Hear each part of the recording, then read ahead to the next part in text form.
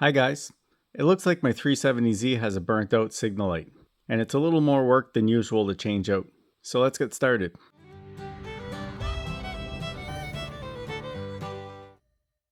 So to access the signal lights on the 370Z, we need to remove the front bumper completely, then remove the headlight as well. First I pop the hood, then starting at the front of the car, I remove all the screws attaching the lower splash cover and the bottom of the bumper to the car using a 10mm socket. I believe there are 8 screws here. Next, on the driver's side, I'm going to tug on the end of the bumper a little so I can slip the inner fender out from behind it to access a single screw holding the bumper to the fender. The screw takes a Phillips or JIS screwdriver and screws straight upward into the fender.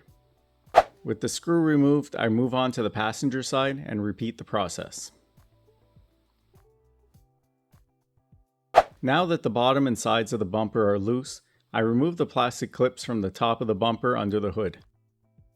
There are 7 clips and they pop off with a flathead screwdriver.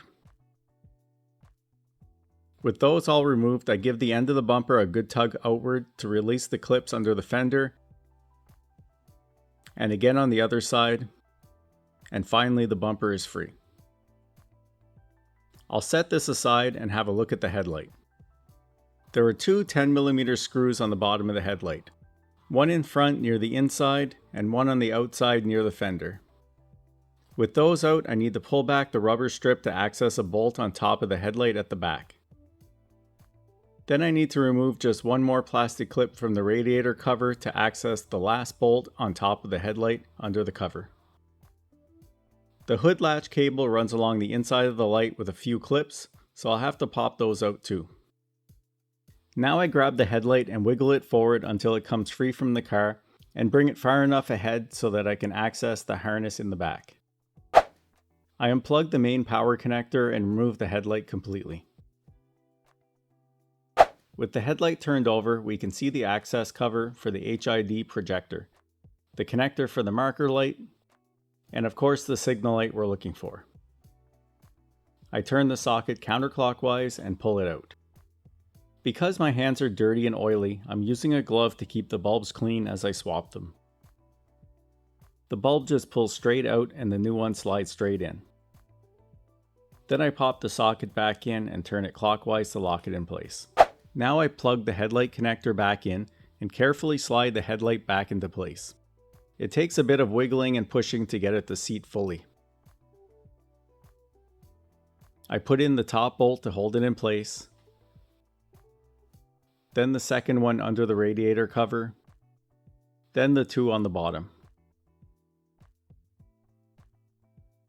I tuck in the hood latch cable and clip in the radiator cover. Before I put the bumper back on, I test out the signal light to be sure it's working. Now I carefully slide the bumper into place and push the ends up into the fender clips.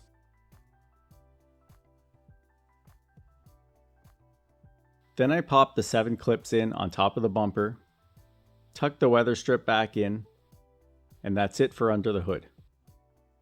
I put the screws back to attach the ends of the bumper up into the fenders, then tuck the inner fenders back behind the bumper. Then finally, under the car, I replace all the screws attaching the bumper and splash guard to the car. And we're done. That is definitely more work than it should be just to change a signal light bulb, so hopefully it'll be good for a while. Well, that's going to be it for this video. Thanks for watching, and I'll see you in the next one.